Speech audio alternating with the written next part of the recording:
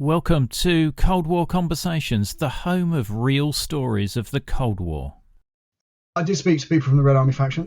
I spent a long time talking to Leila Khaled, who was involved in some of the very early Palestinian hijackings and went on to become a bit of an icon. Carlos is really interesting. I actually ended up having a weird correspondence with him in prison. This is Cold War Conversations. If you're new here, you've come to the right place to listen to Cold War history. Please make sure you follow us in your podcast app so you don't miss future episodes.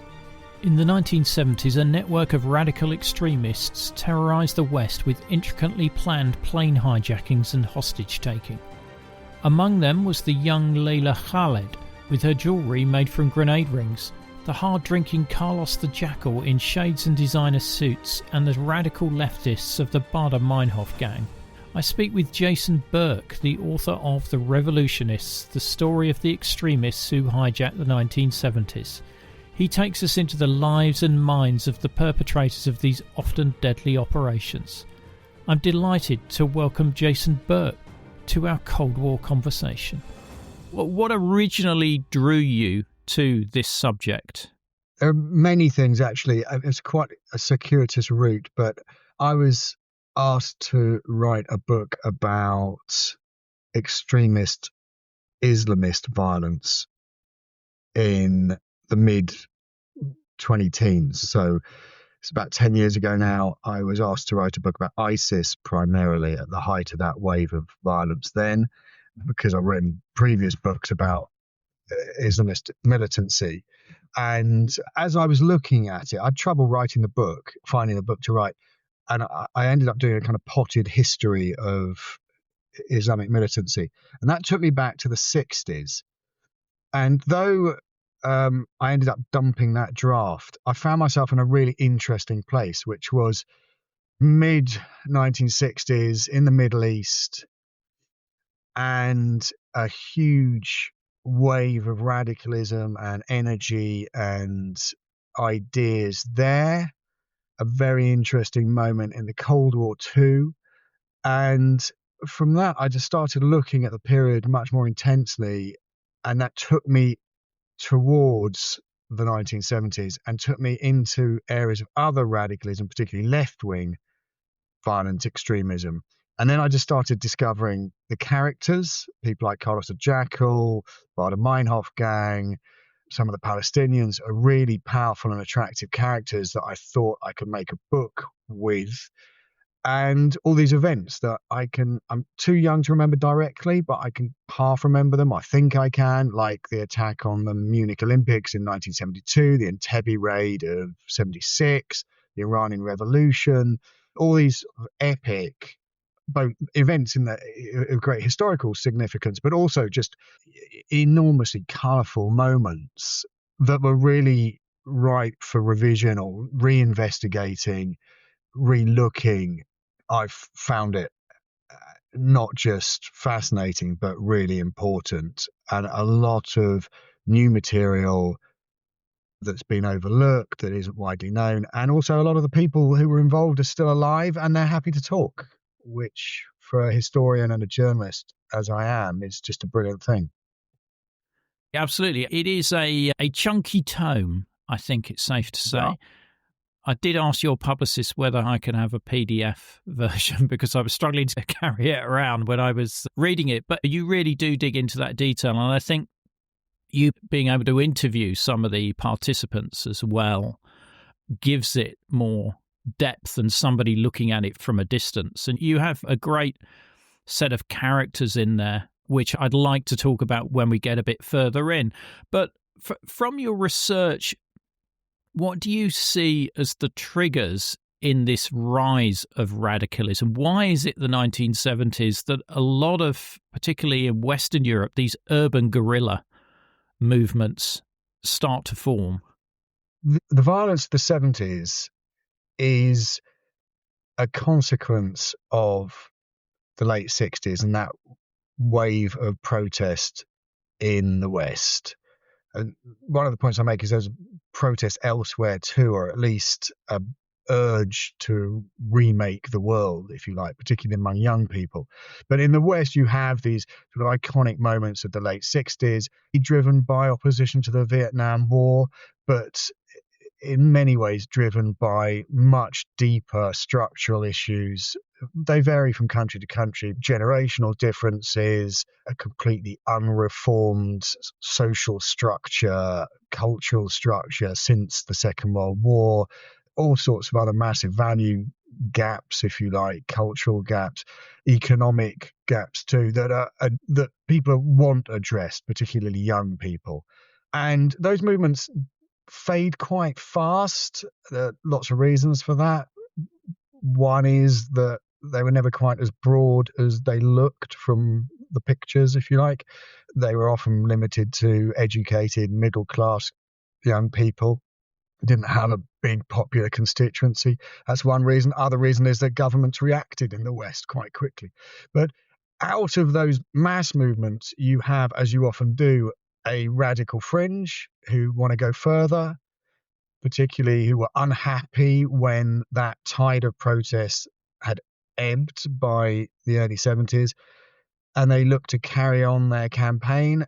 And some of those look to do it through violence, and some of them look to use lethal violence and were prepared to actually kill. And in terms of numbers, you're talking about a very few numbers of people. In West Germany, you have perhaps the most prominent movement in the early 70s. The Italian Red Brigades and related groups come through more strongly in the mid to late 70s. But even then, with these groups you're talking about a few hundred people, maybe 1,000 or so at absolute maximum, often a few dozen who are really active.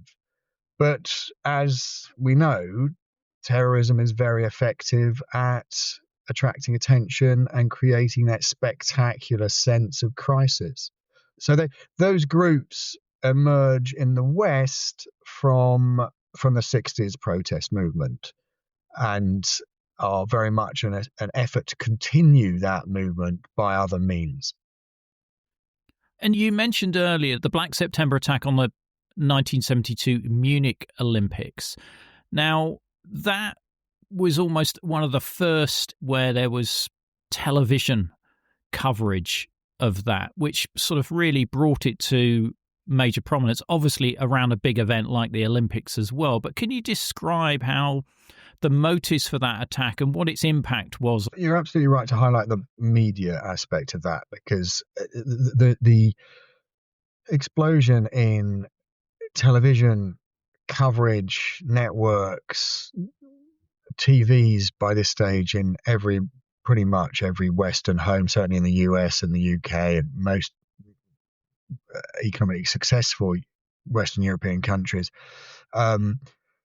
it is really important. So the attack on the Munich Olympics in 1972 is designed by its instigators to attract international attention.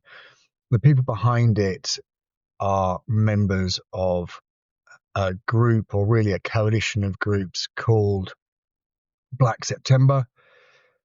They are part of the Fatah movement, which itself is the main element or main component or biggest component of the PLO, the Palestine Liberation Organization.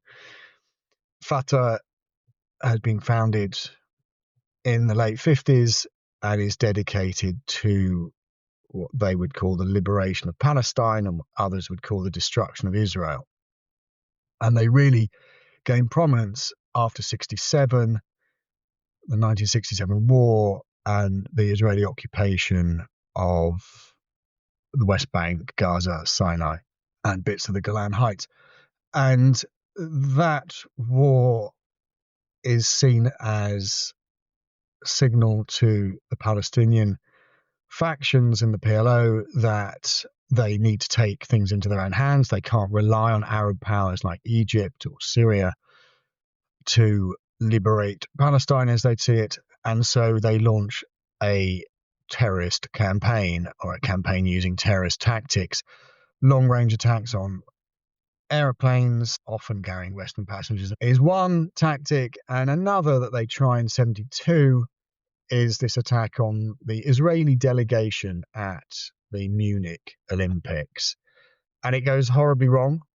All the Israelis and most of the attackers, actually, not quite all the Israelis, a few who escaped, but all the Israelis who are taken hostage by the Black September attackers are killed in the process of a rescue attempt that's botched by the Germans and most of the attackers.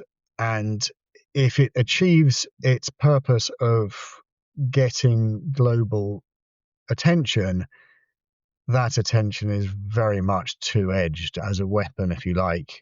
There is an obvious horror and repulsion at the violence that has violated the truce of the Olympics, the sporting truce. Although in the Arab world there is some support. So its background is in a mixture, as is so often with these kind of activities, terrorist activities, of the politics and the broader context, the history, and quite recent technological developments. Yeah, I was 10 in 1972, and very indirectly, I remember the Black September attack because I was flying into Munich to go on holiday in Austria with my family, and we flew into Fürstenfeldbruck, which was the military airfield they were using because the Munich airport wasn't enough to cope with all the traffic. And we flew in there and we flew out on the way back. And I can't remember the exact dates, but I think we flew out. And then when we got home, we saw the newspaper headlines about the botched hostage, which was at rescue.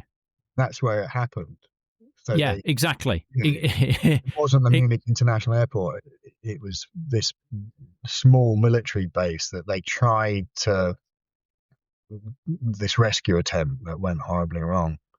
Exactly. So I say a very indirect link. I was almost there. I think one of the interesting aspects of the Palestinian and the other Middle Eastern organizations is their cooperation with people like, less so with the Red Army faction, but with another group within West Germany, the revolutionary cells. Yeah, this is really interesting. And actually, there's been, since the book's come out, most of the reaction has been fantastically positive. Some of the griping has been that I haven't covered groups like the IRA or ETA or the Red Brigades in sufficient detail. One answer is the book is 700 pages already. There's a limit. But the real answer is that those groups are all very important. And there are lots of others that you could point to at the time that I don't get involved in any detail. But they're not international. And what I was interested in is that first wave of transnational, international terrorism, which is really something that starts in the 70s and we've been living with ever since. And those groups just simply weren't interested in that kind of operation at that kind of scale. And similarly, as you point out, the Red Army faction in Germany weren't particularly interested, although there's a moment where they did plan something with the Palestinians that didn't come off in the end, because the Palestinians at that point decided that wasn't the sort of operation that they wanted to do anymore, because it was counterproductive in political terms. But the group that was much more involved were the revolutionary cells. And they're quite interesting in the sense that they're much more diffuse, much less centralized, much less hierarchical than the Red Army faction, the Baader-Meinhof Gang. And they had two main wings, a domestic wing, if you like, and also an international wing. And it's worth stressing that all these operatives at the time, all the militants, all the left wing, wherever they were, very much saw their armed struggle, in inverted commas, as an international one.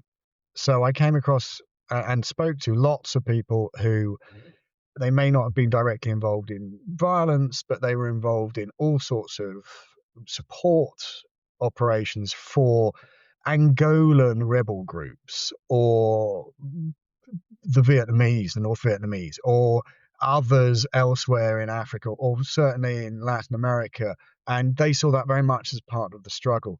Now, to take that further, you have, with people like the revolutionary cells, an actual operational connection with one particular Palestinian group, actually, a breakaway from the Popular Front for the Liberation of Palestine, which was responsible for the most spectacular attacks during that period. And the best example of that is probably, or certainly the best known example of that, is the 1976 hijacking of an Air France plane, which was taken to Entebbe in Uganda, and the Israelis famously sent a special forces team all the way down there and successfully freed the 100, more or less, Israeli hostages that were being held after the release of all the non-Israelis by the Palestinian group and the revolutionary cells. So that was the Germans and the Palestinians working together. There were other examples, but that really interested me. You had this connection of a global movement that was radical and left-wing largely, and at certain instances during the 70s that came together and created moments of extreme violence. And how were these groups communicating with each other? With some difficulty, actually. That's one of the things that struck me writing the book. It's such a different world. Obviously, there are no mobile phones. They came 20 years later, 30 years later, really. But they have to use landlines. They have to use just handwritten messages. There are telegrams. There are telexes. There are ways of communicating, but they're very cumbersome. And it cuts both ways because it's difficult for the groups to coordinate. They have to meet quite often, and then they meet and they set up something for 3 months in the future, and there's very little way of adjusting that or stopping it if they need to. So you have operations going ahead that people have tried to stop, and then you have other ones that just simply don't get off the ground because the communications don't work. But similarly, it means that these groups can rely on both the incompetence and the inability of counter-terrorist forces. That's really obvious. So people go underground in big West German cities and just are lost to the authorities. They burn their passports or their ID documents. They don't use checks. They don't use a bank account. And unless they're really unlucky or really stupid, which some are, they won't get caught. So there's the infrastructure that we think about today, whether it's communications or anything else, just isn't there. Another example, you can forge documents quite easily. So if you've got a stack of blank passports, which some of the groups got from people like the Yemeni authorities or other sympathetic regimes in the Middle East, a skilled forger would be pasting in a picture and change a name or two and add some fake stamps, and that would be fine. That would get you through almost any border in the world, particularly if it was a diplomatic passport.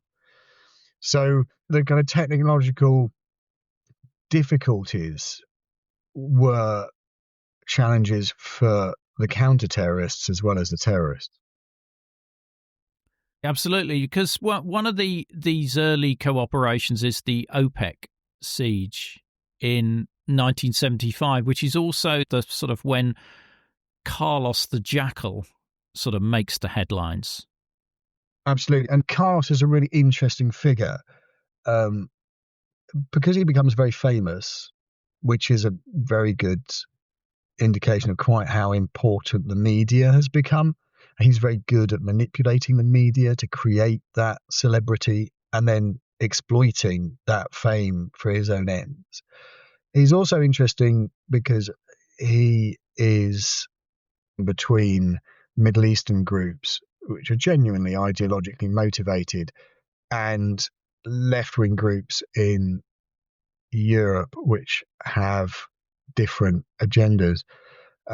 He himself professes to be a pure Marxist-Leninist. He's not. He's a megalomaniac, a sociopath, a thoroughly unpleasant man in every way, who is simply interested in his own well-being or furthering his own pretty twisted idea of who he should be and how he should live.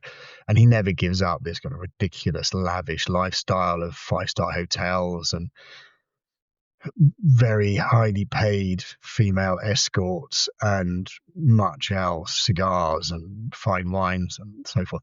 I actually ended up having a weird correspondence with him in prison, and most of what he sent me was press cuttings about himself and how famous he is. And when I actually asked him any difficult questions about any of his activities, there was absolutely no response.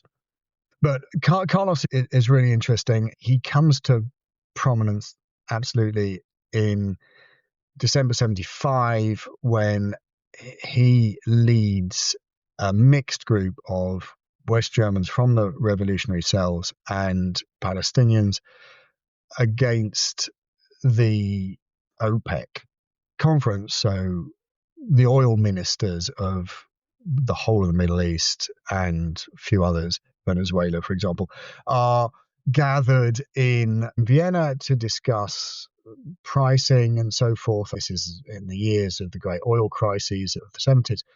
And he is commissioned by Gaddafi to lead this attack and to hold the ministers hostage and then to take them on a tour around the Middle East where he's supposed to release each one in their home countries after making a speech about Palestinian rights and various other grievances against the US and so forth.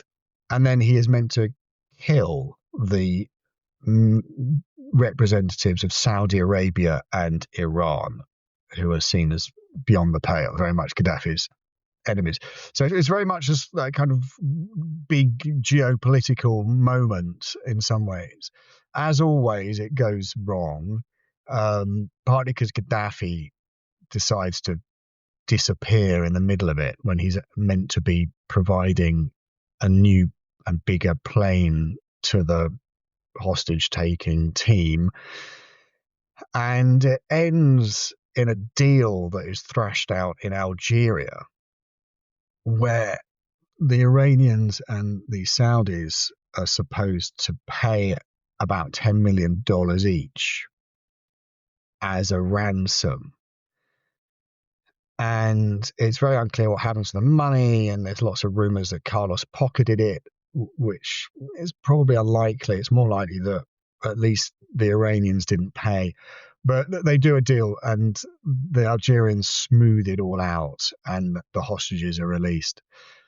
And Carlos, whose real name actually is Ilich Ramirez Sanchez, everybody calls him Carlos. I don't in the book, because I don't see why he should get a nom de guerre and no one else does. This is all part of his legend. So I just call him Ramirez Sanchez, which is his name.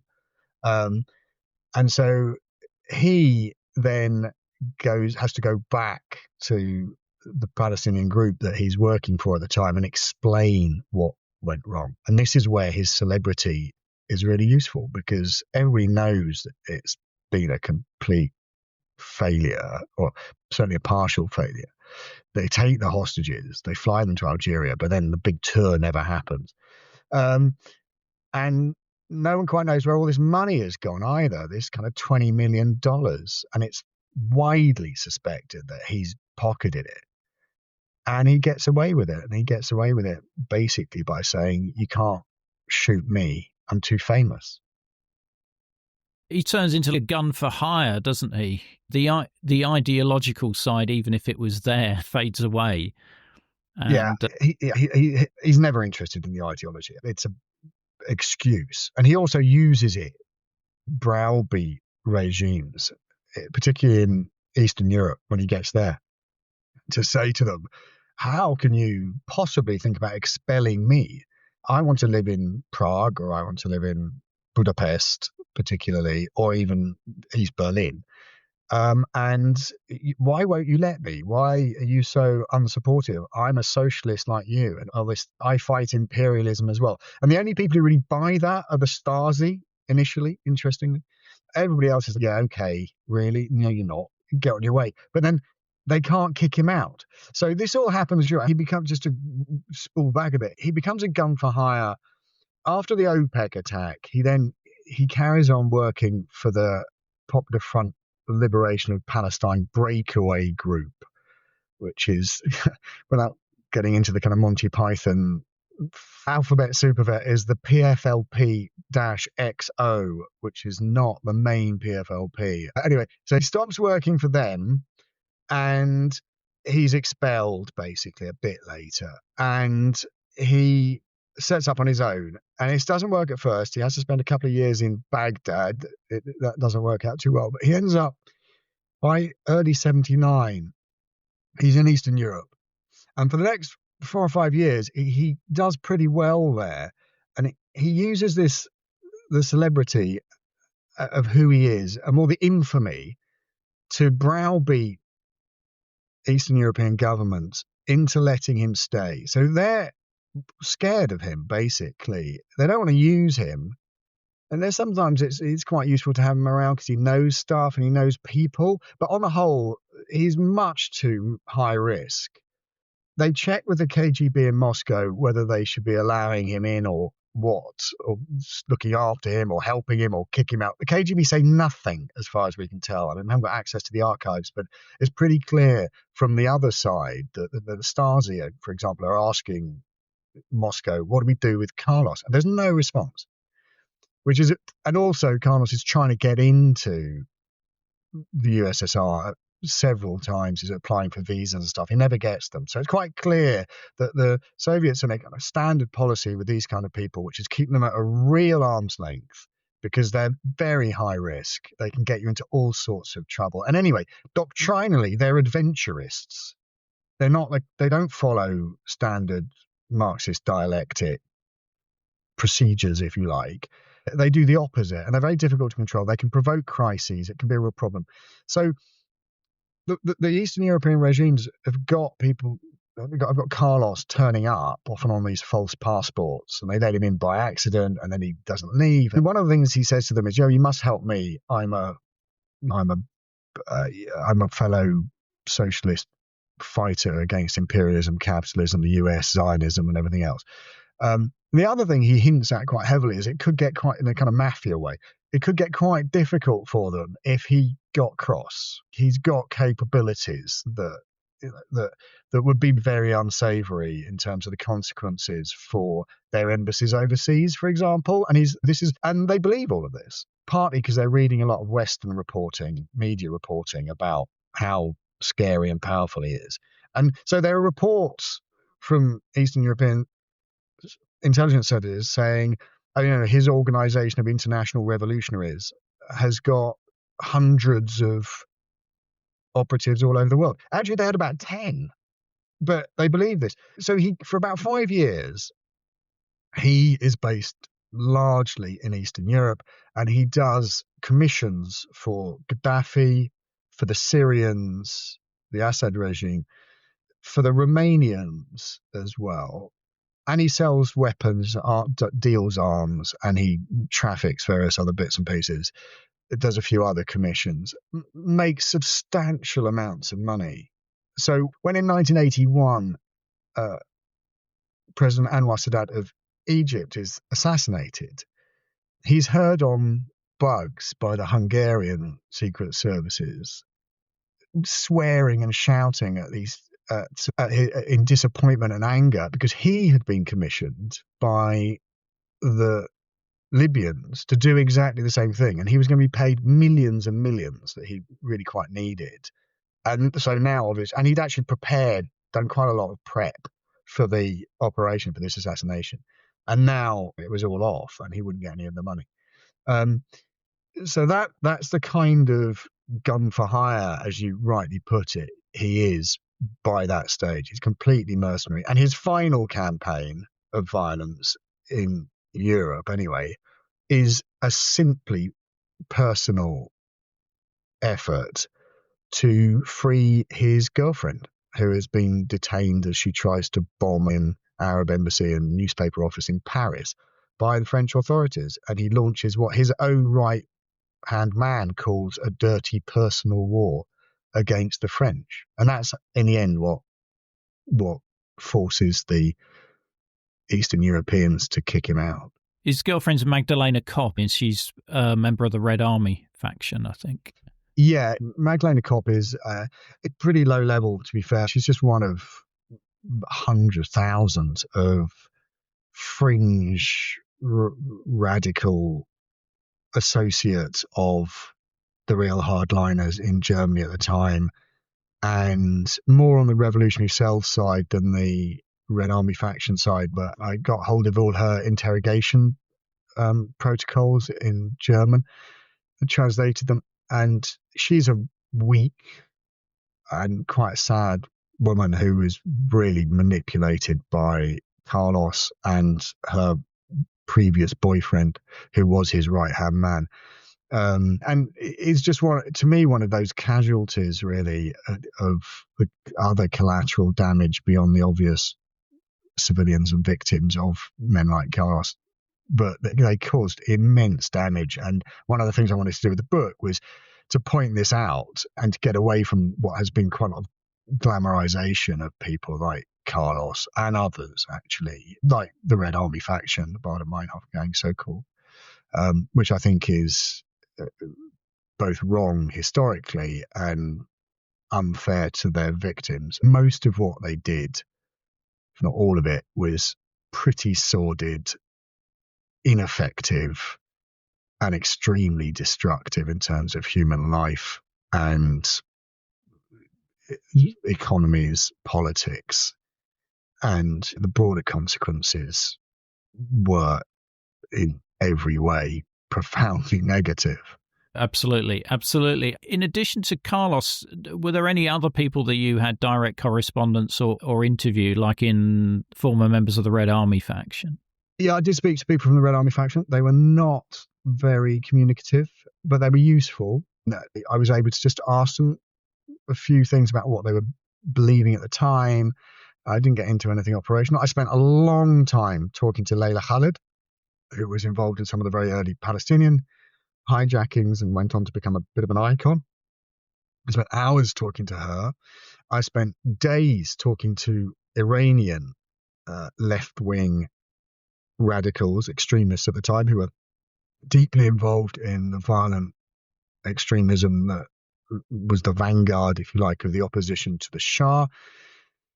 And in previous work I've done, I've spoken to lots of Islamic militants, and one of the stories I try and tell in parallel with that of the left-wing extremists is that of the early Islamist militants in the Middle East. So I did end up speaking to a lot of people who had been involved either directly or tangentially with the violence of the time. Leila Khaled was, as you say, the press really picked up on her. What sort of insights did you gain from speaking with her? She was really interesting. One of the things with someone like Leila Khaled is you get the story that she wants to put out. She's, as I say, she's a very intelligent, very experienced, highly committed woman, very articulate, and very aware of the power of words and what narratives she wants to project. And in many ways is still an activist as she was in the late 60s and early 70s. So she was very keen to emphasize her own background, and I was very happy to do that because it's important. So we spent a lot of time talking about her childhood, how her family, and when she was 4, was forced out of Haifa, where they'd been living in 1948 in the wars surrounding the foundation of Israel. And that was great to have that historical context, I think it's really important that when you're talking about terrorism or any kind of extremist violence, the history is integral to the account that you're giving. So that was useful. It was very good on the detail, a lot of the details that hadn't come out before on some of her attacks. So there were lots of interesting conversations that she'd had with people that I was interested in myself, getting her to talk about what they were discussing in the training camps, what their preoccupations were, how they viewed the world in the early 70s. It's very difficult to do that without actually talking to people then. On the other hand, she was still maintaining operational security on some things. So she was told me how she'd found the weapons for one particular hijacking that, they'd been parked in her hotel room cupboard and were there when she came back. They'd just been dropped off, supposedly. Now, I know that's not true. I know from other sources. I got hold of a Mossad intelligence report. It's about 70 pages long. It's really detailed into that particular hijacking that is fully reliable because I know where it's come from. And the weapons just didn't get to her that way. And one of the reasons she's not talking about that is because the person who brought the weapons, a courier who came from Beirut actually, was never caught, is still around. And so that makes perfect sense. But she's now in her early 80s and is still a trained member of the PFLP and was trained well, and to not say that sort of thing to journalists and authors, which was fine. That's what we do, and that's what they do. So she was really interesting from that perspective. The other thing that was interesting was that celebrity was, again, in part due to the fact that she's talented in what she does in terms of as a spokesperson. And is articulate and kind of striking. And there was some amazing pictures taken of her that became iconic and still are iconic. But that was all constructed. That was carefully curated by the leaders of her organization, who picked her because they knew that was the effect she was going to have. And then afterwards made sure that she was prominently covered by the media, and that the image that was projected of her as a young, strong Arab woman, Palestinian woman, committed to the cause, and one that was also that she was almost liberated by the standards of the time in terms of her actions and attitudes. That image was the one that went around the world, and it did go around the world. So those sorts of things were absolutely invaluable to add the detail and the understanding of what was going through these people's minds. Now, you mentioned the training camps there. Now, these Western European organizations were also in these training camps as well. Yes, the training camps were set up by all the Palestinian groups in Jordan and later in Lebanon. And they hosted all sorts of different people. So I was reading accounts by Iranian leftists, by Nicaraguans, by Basques, by all sorts of other people, all with different agendas. But among those who went to the training camps were certainly quite regularly through the 70s German radicals, both from the Red Army faction and the revolutionary cells, which we mentioned, and a few other factions, German factions as well. And the famous episode, which is quite revealing actually, but it's quite well known now, is when very early on, at the foundation of the Red Army faction in 1970, a group of about 15 young German radicals. The oldest was Ulrike Meinhof, a radical journalist who'd gone underground only a few months earlier. She was 36. The youngest were in their late teens, I think early 20s. And these were all people who hitherto had not really been involved in much active violence, but many had never held a weapon before, never really done anything even particularly clandestine. But they were part of this much broader radical movement at the time, and they were part of that wave that came out of the 1960s that wanted to carry on the campaign, if you like, in a more concentrated and more extreme way to achieve the ends that they felt non-violent action wouldn't achieve. And they were on the run. They just busted Andreas Baader, who'd become their nominal leader, out of prison, and they went off to a Palestinian camp, training camp in Jordan, run by the Fatah faction, and lots of people did this, and they did this kind of fairly rudimentary arms training, and it was all a bit Spartan but quite fun. And they were given weapons, and they did stuff on ranges, and they drilled, and they did some physical training, and the kind of standard course that quite a lot of the groups that were arriving in these camps would do.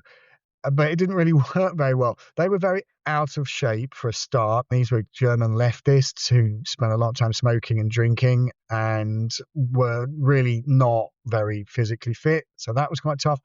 But there were these massive cultural gaps as well. So Fatah were quite a conservative organization in many ways, reflected the values and attitudes of many Palestinians and Arabs at the time.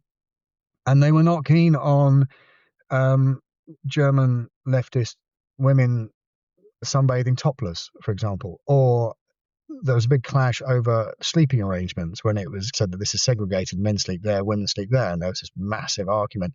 And then Andreas Baader was just behaving like an idiot and challenging everybody and arguing with everybody, including the sort of senior Fatah commanders who ran the camp and then their commanders. And in the end, after Baader started planning the execution of one of his own group's members who he suspected of being an Israeli spy, erroneously, Fatah kicked them out politely and just said, thank you for coming, but it's time you all went home. And that's the famous episode, but I look more broadly at this, and there's quite a lot of examples of people who've come from Europe causing all sorts of problems in the Palestinian camps because the cultural gap was just so wide. And yes, they all thought Che Guevara was wonderful. And yes, they all wanted to emulate the Vietnamese and fight the American imperialist, whatever. Beyond that, they didn't have a great deal in common. So alcohol was a real problem because obviously the camps were dry. But all these like British Maoists turned up at one point and didn't want to surrender their booze and got into fights with the guards and then another British Marxist faction or similar. And others would refuse to dig trenches because they hadn't come all this way to dig trenches. They needed the trenches because the Israelis used to bomb the camps.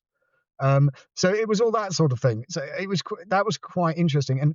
And those cultural gaps and real clashes were something that I thought was illuminating, useful to highlight. There's many surprising characters I come across in this, but one of the ones I did find particularly fascinating was Fusako Shigenobu.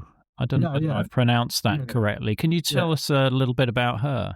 Okay, it comes out of Japanese radical left-wing activism. And the reason I include the Japanese, apart from the fact that it's really interesting, is that they play a minor but important role in other attacks in the 70s. And because it's an example of how similar conditions in Japan in some ways to those in West Germany in the 60s could produce the same kind of phenomenon, this radical fringe of a protest movement. But she leads the confusingly named Japanese Red Army faction, JRA, which is just yet more kind of acronymic alphabet hell for writers and probably readers. I've done my best to simplify it, but and ends up in Beirut and ends up involved with the Palestinians, the hardest line Palestinian factions, and is involved in a couple of absolutely seminal attacks in the early 70s, although she doesn't take part herself. She's still alive, actually. She's just been released from prison in Japan. But she's another really interesting 1970s sort of personality. She's also, like Leila Khaled, very striking physically. She's very articulate. She's very aware of her own image and is careful she talks to journalists, and she's careful to use a certain type of Japanese register that makes her appear as she is, highly educated and intelligent. One of the things that's interesting about the period is you do have these quite prominent women, obviously in the left, not among the more conservative radicals at the time, and that's something that's pretty new, and that's something that journalists at the time comment on a lot, and it's something that governments have some difficulty trying to get their heads around as well. And the other thing that's interesting about the Japanese is they follow the same kind of trajectory as the Western European groups and others from the left, which is this initial explosion of energy and violence that then ebbs quite quickly, and they quite swiftly transition to basically being about survival and using attacks and violence simply to either free their own prisoners or to raise funds to continue to exist. And the more ambitious aims of changing the world, sparking a global revolution and so forth, really just fall away. And it takes them a long time to realize it, but they never gain any broad support or traction, even among radicals, let alone among the broader population. They are a fringe of a fringe, one that got massive coverage and attention at the time, but in true political sense are pretty minor. And that interests me, how it died away and what replaced it, which is a very different sort of protest that we have to an extent still today in all Western liberal democracies, which is legitimate. Sometimes it goes a bit far, but on the whole, it doesn't threaten the state in any real way. And it doesn't aim for revolution. And this is one of the things that's amazing about this period is these people were talking about revolution and they believed it. They actually thought they could not just change the structures of their own societies in very radical ways, but affect wholesale transformation of the entire planet. And by the end of the 70s, we're laughing at people like that in Britain. They're objects of television satire programs, Citizen Smith and Rick from The Young Ones and these people. And that's just gone, and it's never come back. No one around now, even the most radical, really goes around shouting "Revolution, brothers," actually means it. I was surprised, to discover that some of the members of the Red Army faction are still on the run, and they captured one of them in Berlin in 2024, Daniela Kletter, and she was actually found by a podcast as well. So who knows what we're going to flush out. She's a member of the third generation of the RAF and quite a low-level member. But yeah, they carried on. But there were about sort of half a dozen of them who are still around and never been caught. And they occasionally do bank robberies, basically just to live, which sort of says it all. That's where it ended up. In almost... And this is really interesting and it's really important. What happened to the left-wing radicals in almost every country, including Italy, where you had the Red Brigades, which were a really significant phenomenon in Italian cultural and political history. But also in Germany, you had other groups in France, in the UK to a lesser extent. But you had lots of groups. Not all were violent and certainly not all were lethal. But by the early 80s, that wave of very 60s radicalism had died away.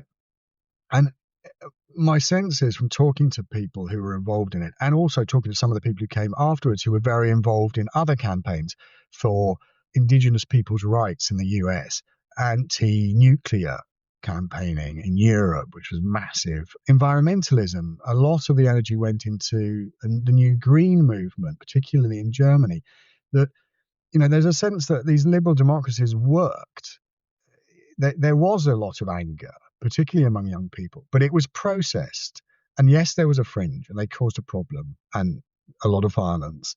But on the whole, societies adapted. There were a lot of reforms in the 70s on women's reproductive rights, divorce rights, LGBTQI issues, more money going to universities, much less hierarchical. There were lots of young cultural icons who came through, which helped represent, if you like, the new generation. And that was effective. This is a political system that functions, okay, pretty flakily quite often, but it took that anger that had tens of thousands, millions on the streets, and generated a wave of violence, and turned it into something else, contained it within those societies. And that in Western Europe. But I started talking about how I came to this from Islamism in the Middle East, and how there's a huge explosion of similar anger and discontent in the late 60s in the Middle East. That was just repressed. There was no concession. There's no change. Things get worse. The regime stay in power. There's absolutely nothing that allows that anger to be channeled, to be tamed, to those grievances to be, many of which are legitimate, to be redressed in any way. All that happens is the left is destroyed, eradicated through repression and violence largely, and its own mistakes. And you end up with a vacuum. And in the Middle East, that vacuum is filled by Islamism, which is also an extremist social utopian project. Very different in terms of social values, social conservatism versus progressive ideas, but in many other ways, quite similar, anti-capitalist in many manifestations, anti-imperialist in a lot of the propaganda and language, similar targets, Israel being common among them, and a project of supposedly social justice. And that's what takes over in the Middle East. And I think what I tried to do in the book is show how those two tracks, these big historical tendencies that come out of the 60s, political extremism of the 60s, go in very different directions, and what that says about democracy and lack of democracy. You do that very effectively. I think one of the things that I noticed is that these early groups were, whilst they were looking to cause death and mayhem, it was on a relatively low scale. Whereas as you get into the 80s, you've got some of these situations which are really around maximizing a loss of life. Particularly, I think of the attack on the US barracks in Beirut in 1982, which is, I think, one of the largest single-day losses of US service people since the Vietnam War. Yeah, I mean, it's very clear that early on, a very good commentator at the time says of terrorism that they want not a lot of people dead, but a lot of people looking and watching. And that's true. The aim is attention. And actually, in 1970, I start the book talking about this enormous operation by the Popular Front for Liberation of Palestine in 1970, involving Leila Khaled, actually, where they end up hijacking a total of 5 planes over a week.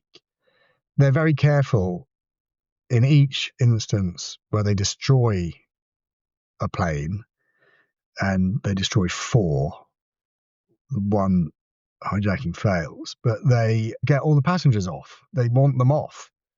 At the end of the period I'm looking at, as you say, in the early 80s, there are these terrorist attacks on US Embassy, for example, all the barracks that you refer to, but also others elsewhere, which are aiming at mass casualties, just aiming to kill lots and lots of people. And they involve massive truck bombs full of explosives with a driver who knows he's going to die. And these are suicide attacks. And that is where I leave the book, because that is where the current era starts. So in a sense, I've written a prequel to what we've all been writing about and reading about recently, which is 80s, 90s, 00s and so forth. But this is the 70s and the 60s, what happened before. But as you say, that is the turning point where you shift from terrorism that is really about gaining attention and communicating a particular agenda to terrorism, which is about massive, shocking violence. You have been listening to Jason Burke, the author of The Revolutionists, the story of the extremists who hijacked the 1970s. There will be links in the episode information for you to buy the book and support the podcast. The episode extras, such as videos, photos and other content, are available via a link in the episode information. The podcast wouldn't exist without the generous efforts of our financial supporters, and I'd like to thank one and all of them for keeping the podcast on the road. The Cold War conversation continues in our Facebook discussion group. Just search for Cold War Conversations in Facebook. Thanks very much for listening, and look forward to seeing you next week.